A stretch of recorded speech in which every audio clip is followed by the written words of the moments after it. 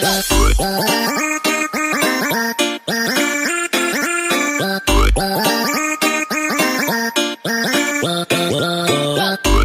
guys, so welcome back. So for this video, manguha kami ni Tatay ng Kamansi. Yan po yung kay Mito. Diyan po ako nag-harvest kami ni Tatay.